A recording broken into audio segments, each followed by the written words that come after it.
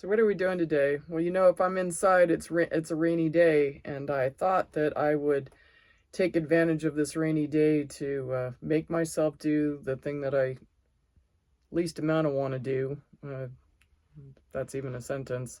But I don't look forward to doing my income taxes. However, I find that it is important for me to prepare my own taxes, in that I have a strategy, and only I have my own best interest at stake, I would say. And in doing so, because I am a ranch for profit, I fill out a Schedule F. And in filling out the schedule, there's a few itemized things on it that is dollar for dollar. It's not like a write-off where it's a quarter per dollar, it's a dollar for dollar. And inclusive of that, you write up your chemicals, your conservation expenses, your farm truck expenses, any custom hire you may have hired out to fix your equipment, depreciation. There's another form they have to fill out in order to get that line in there.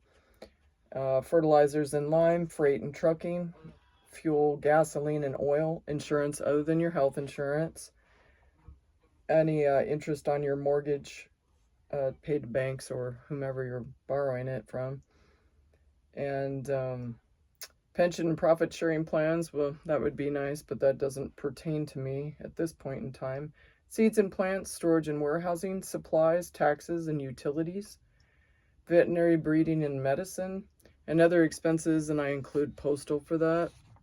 And you might be wondering how I get these forms. I actually order them in January and February. I just call the line and I look at what I filled out last year, and if you had somebody else fill out your farm stuff from the prior year, you can just use those numbers. Chances are it probably didn't change that much.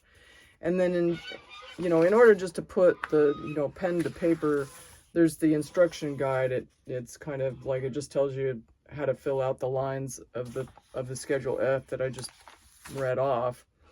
And then in order to form your strategy, though, the publication, the 225 publication, it gets very detailed as to how you can depreciate your farm assets, and it greatly helps you strategize as to how you will account for the monies that you spent, because there's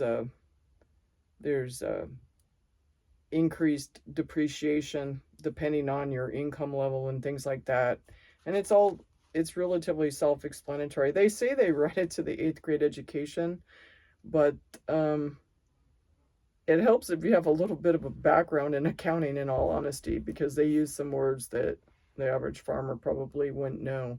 But you can make it through it. There's even some YouTube that you can watch, and they will kind of guide you along if you're having trouble with it. Of course, you can use your prior years as a guideline, and if you've never done it before, at that point I would say have someone that does farming expenses do 1 year, and then you copy it in succeeding years. I'm trying to live up to my, one of my favorite mottos is, today I'll do what others won't, so tomorrow I can do what others can't. I know people that they don't want to do this. They don't care. They rather just take all their stuff into someone and get it prepared for them. But I find that nobody watches your money as good as you do. And on that note, I will continue to do my own. I do it in pen and pencil. I know that with artificial intelligence, electronically, I am absolutely positive that they can audit every single income tax form that passes through the computer. Whereas I know when I put it in pencil, and that's how I do it, and mail it in, I know that a person looks at it. And so far, it's really worked out to my advantage, in that they've actually been somewhat helpful in pointing things out to me.